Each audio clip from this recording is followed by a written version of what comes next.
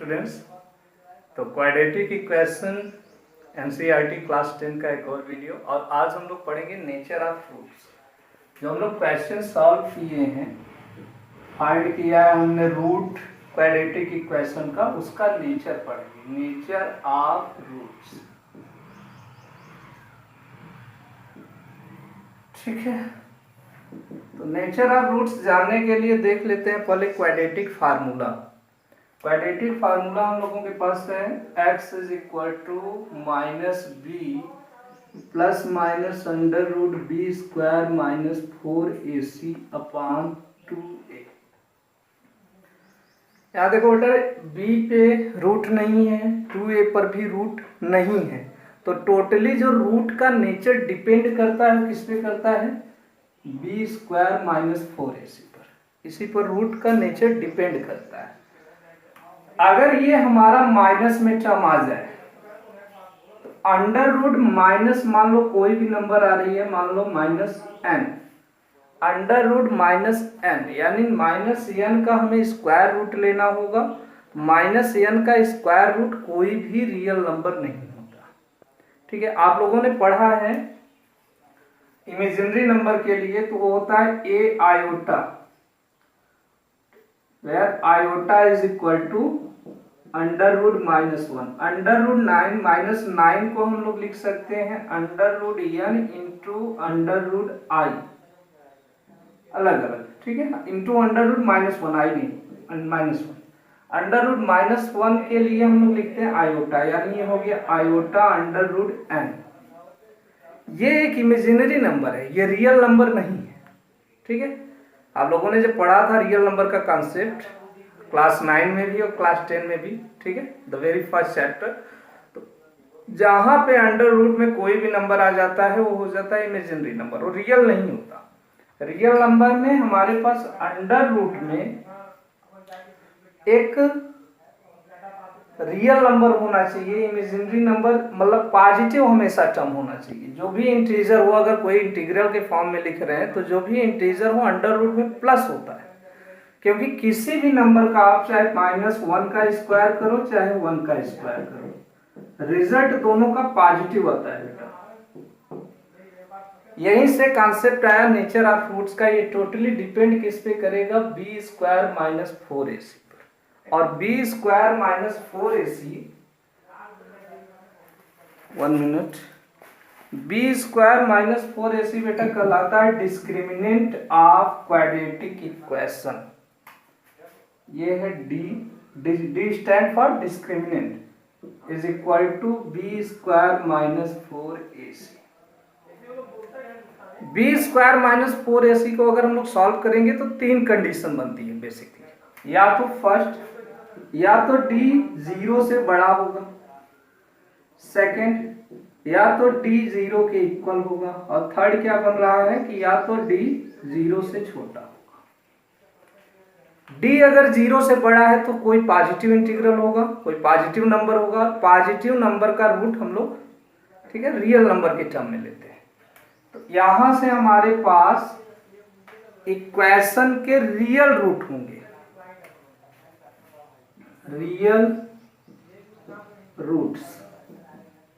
यहां से d अगर 0 आ जाता है तो 0 का स्क्वायर रूट 0, मतलब ये माइनस बी अपॉन 2a, ये रूट होगा, और उसके दोनों root minus B upon 2a ही होंगे। तो ये हो गया 2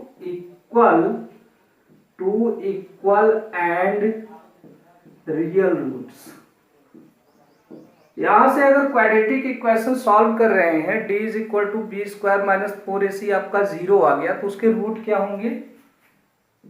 होंगे, minus B upon 2a and minus B upon 2a। Formula में देखो ये पूरा टर्म 0 हो गया, तो minus B plus minus 0 upon 2a यानी माइनस बी अपॉन 2a। दोनों root minus B upon 2a होंगे। डायरेक्ट आप लिख सकते हैं अगर d की वैल्यू 0 हो रही है। यहाँ इक्वल रूट होंगे, और यहाँ पे d अगर 0 से बेटा होगा तो 2 डिस्टिंक्ट, मतलब अलग अलग डिस्टिंक्ट रियल रूट्स। ठीक है, 2 अलग अलग रूट होंगे और कैसे होंगे, रियल होंगे। अब d की वैल्यू अगर 0 से छोटी हो गई, 0 से छोटा जो भी नंबर होगा निगेटिव होगा, नेगेटिव इंटीग्रल, नेगेटिव नंबर 0 से छोटे होंगे। तो अगर d का वैल्यू 0 से छोटा होगा तो यही के लिए हमने बताया नंबर कैसा हो जाएगा, अंडर रूट माइनस में अगर है कोई number, under root -3 minus under root -4, ऐसा नंबर हम लोगों का इमेजिनरी होगा। तो यहाँ के लिए no real roots, no real roots मतलब हमें फिर रूट क्वाड्रेटिक इक्वेशन की फाइंड नहीं करनी। क्लियर? तो ये 3 कंडीशन है, इसी पे डिपेंड करता है nature of roots. If d is greater than 0 then equation has 2 distinct real roots. If d is equal to 0 then equation has 2 real and equal roots. और रूट क्या होंगे, -b/2a -b/2a, दोनों equal होंगे। If equation has no if d is smaller than 0 then equation has no real root. Clear हो गया? ये याद कर लीजिएगा, ठीक है। और ये बेटा आप एग्जाम पेपर उठा के देखेंगे 10 इयर्स का, 10, 11 जितने भी ईयर्स का देखिए, तो पर ईयर इससे रिलेटेड एक क्वेश्चन रहता है एग्जामिनेशन में, ठीक है। चलिए सॉल्व करते हैं। सबसे पहले है हमारे पास एग्जाम्पल 16। एग्जाम्पल 16 हमसे क्वेश्चन में कहा हुआ है फाइंड द डिस्क्रिमिनेंट। डिस्क्रिमिनेंट क्या होता है, b² - 4ac of the quadratic equation. Equation दिया है 2x² - 4x + 3, 2x² - 4x + 3 = 0। इसका डिस्क्रिमिनेंट फाइंड करना है and hence find the nature of its roots, और इसके फिर नेचर को फाइंड करना है। तो कंपेयर करते हैं स्टैंडर्ड इक्वेशन से। तो a = 2, b = -4 and c = 3। Discriminant क्या होगा, डिस्क्रिमिनेंट को डिस्क्रिमिनेंट पूरा लिखे या फिर d लिख लीजिए। d = b² - 4ac, ये b हो गया -4² -4 × 2 × 3, -4 का स्क्वायर हो जाएगा 16 -4 2 × 8 3 × 24, ये क्या है बेटा -8। It means d is smaller than 0, d 0 से छोटा है, so equation has no real root, इसलिए इक्वेशन का कोई रियल रूट नहीं होगा। यही है नेचर ऑफ रूट, इसके रूट रियल नहीं होंगे, ठीक है। क्लियर? 17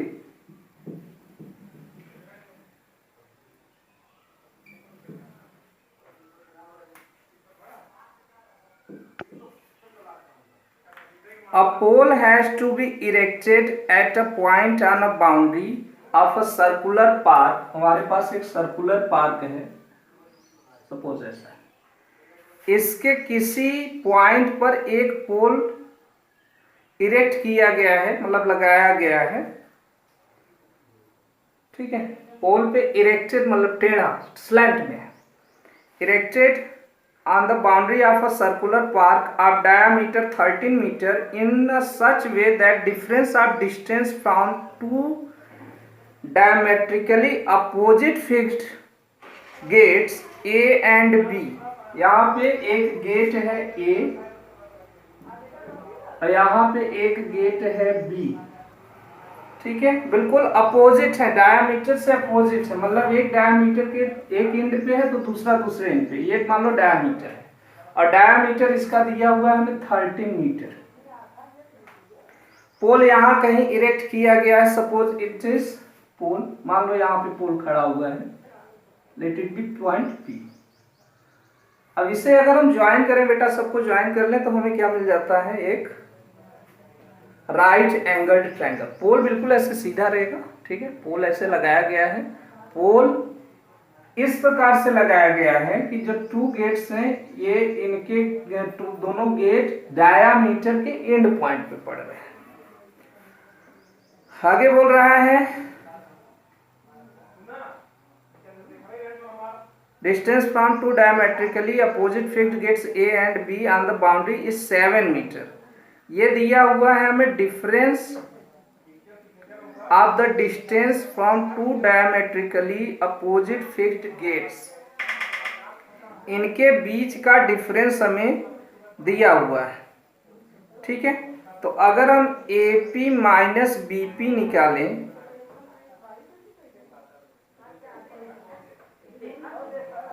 पोल से फर्स्ट गेट और पोल से सेकंड गेट की जो डिस्टेंस है, इनके बीच का डिफरेंस दिया हुआ बेटा 7 मीटर। ठीक है, ये लेंथ नहीं दिया है P से P का या P से A का। यहाँ पे पोल लगा हुआ है, पोल ऐसे ऊपर की तरफ लगा हुआ है, तो पोल का डिस्टेंस जो A और B से है, इनके बीच का डिफरेंस है 7 मीटर। हमसे पूछा है इज इट पॉसिबल, या क्या यह पॉसिबल है, तो पॉसिबल कब होगा, जब हमारा क्वाड्रेटिक इक्वेशन फ्रेम होगा और क्वाड्रेटिक इक्वेशन के रूट रियल आएंगे, तभी पॉसिबल होगा। ठीक है, कंसीडर कर लीजिए कि P आपका लोकेशन है पोल का, let P is the location of pole A and B are two gates, A और B दोनों गेट हैं।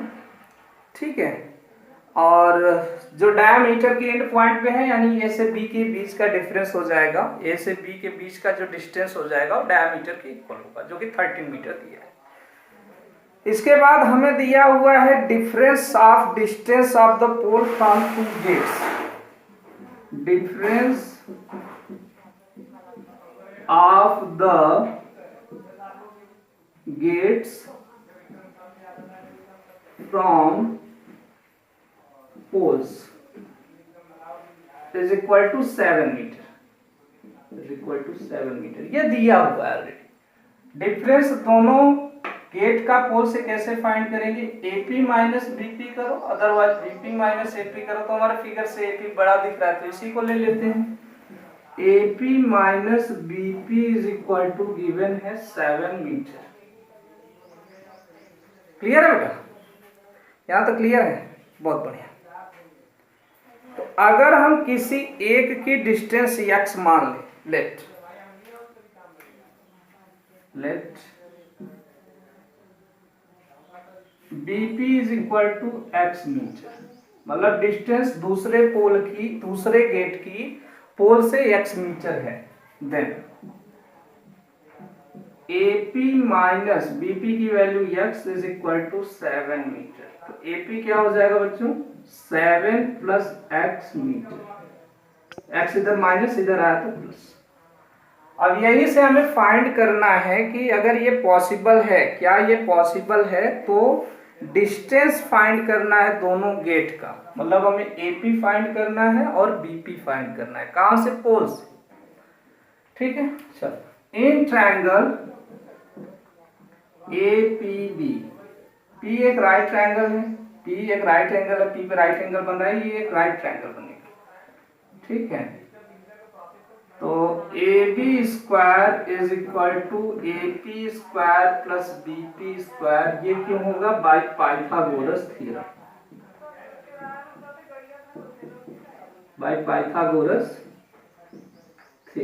AB की वैल्यू बोलो 13 है, 13 square is equal to AP 7 plus x whole square plus BP हमने कितना लिया है, x स्क्वायर। 13 का हो गया 169 is equal to 7 7 14, A plus B whole square, A square plus B square plus 2AB, 7 7 49 plus x square plus 2AB, 2 into 7 into x, 14x plus x square.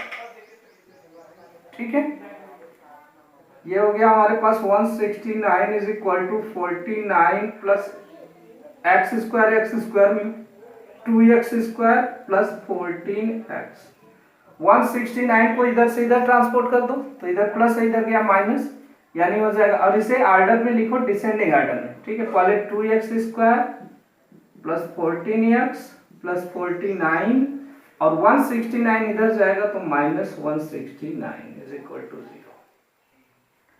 ये हो गया 2x square plus 14x 49 minus 169 minus 120 हो जाएगा is equal to 0। देखो सभी term 2 से divisible है तो 2 से डिवाइड कर दो, सभी टर्म अगर 2 से डिविजिबल है तो 2 से डिवाइड कर दो।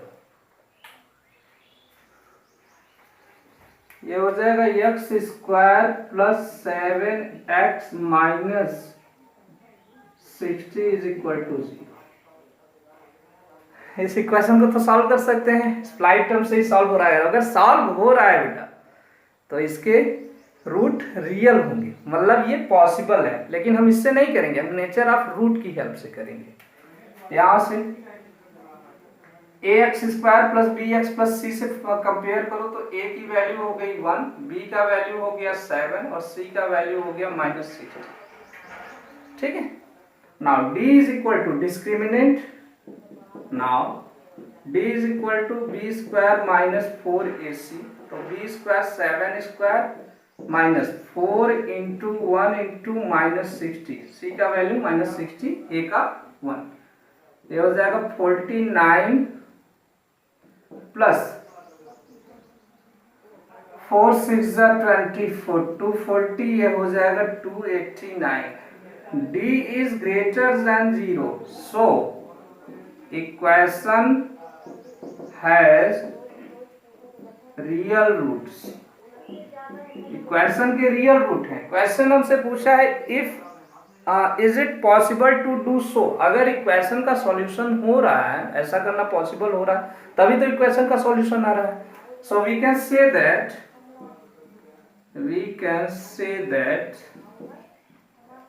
The given condition is possible. जो कंडीशन दिया हुआ है वो पॉसिबल है, यहां तक हुआ। अब उसके बाद बोले हैं कि अगर ये पॉसिबल है तो डिस्टेंस फाइंड कीजिए, पोल से A का पोल से B का डिस्टेंस फाइंड कीजिए। फार्मूला है हमारे पास क्वाड्रेटिक फार्मूला, जरा ध्यान दो, x is equal to minus B plus minus under root B square minus 4ac upon 2a। क्या हम इसे minus B plus minus under root D upon 2a लिख सकते हैं? बिल्कुल लिख सकते हैं, क्योंकि d का वैल्यू हो गया b स्क्वायर माइनस 4ac, इसी की जगह पे d कर देंगे। ठीक है।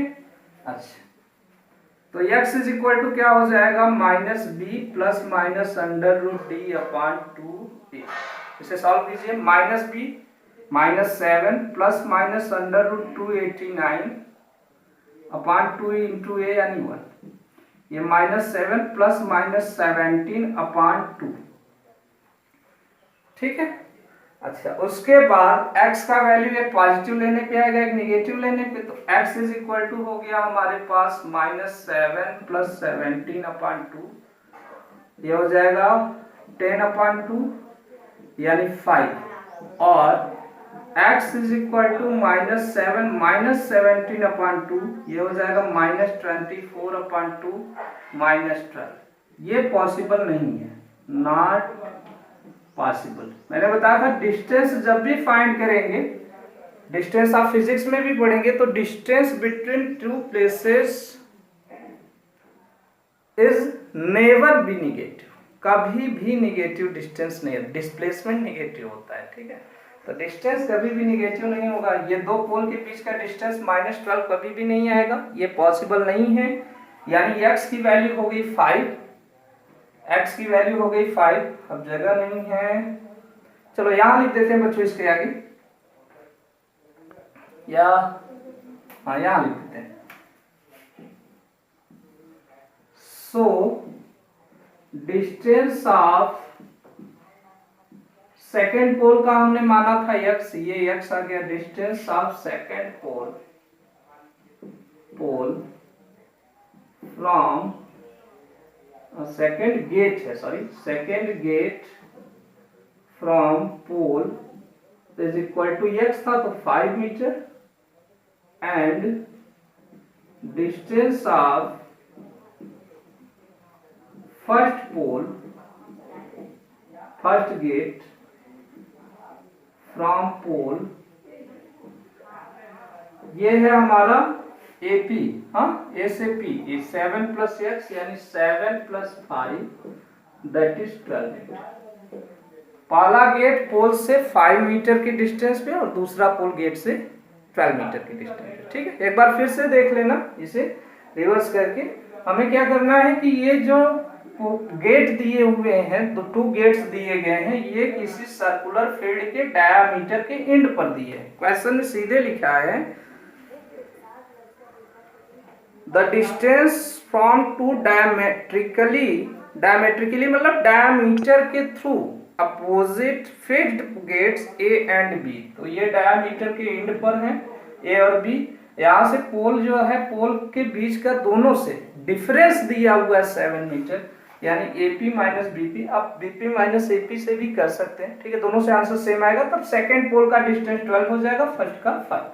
वो भी कंडीशन सही है।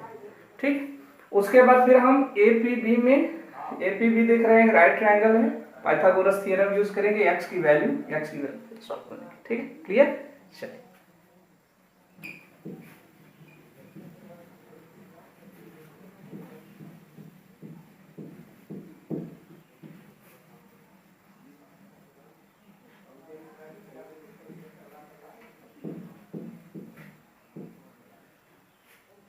Next example 18।